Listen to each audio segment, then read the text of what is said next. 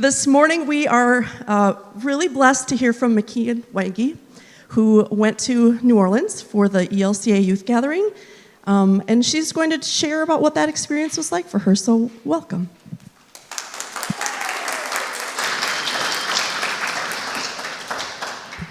Hello, everyone. For those of you who don't know me, my name is Makien Wenge.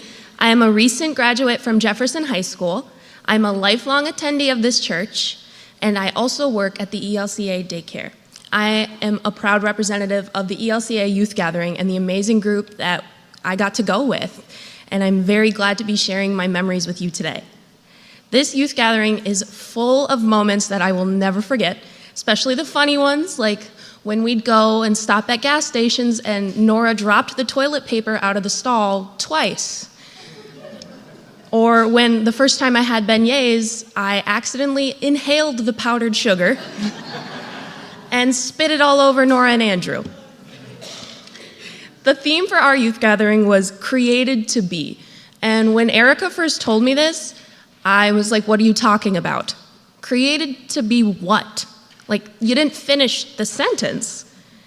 And while I was pondering the meaning of this, it started like running a train of thought through my head. What am I created to be?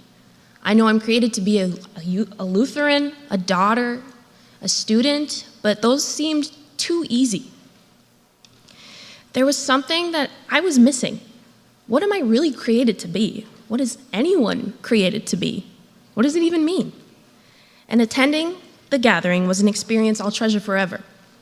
Not only the gathering itself, but everything that came along with it. The 16 hours of driving, the staying at random churches and sleeping on the floor, the constant walking, there was a lot of walking, the new foods we had, the shopping, everything we experienced led me to what I know now. It led me to realize that I am created to be a leader. I am created to be a listener. I'm created to be a friend.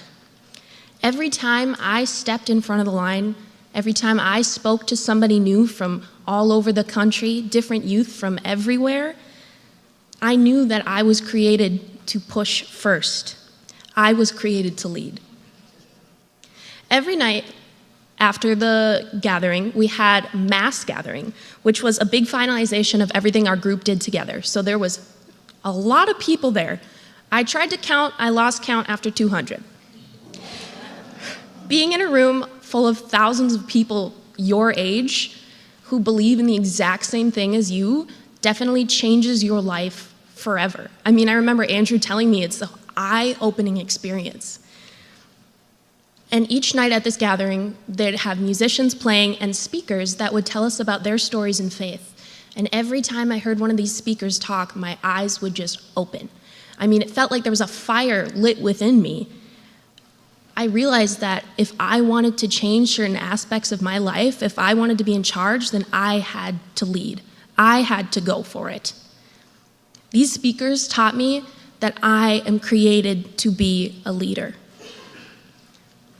I was also created to be before you today. I remember sitting in an Arby's with my group and talking about what do we think we created to be now? And I remember looking Erica in the eye and saying, I want to give a sermon. I want to be a part of the leading of this church. And she said, that's what you're created to be. So I'm really happy to be here today and sharing my memories with all of you.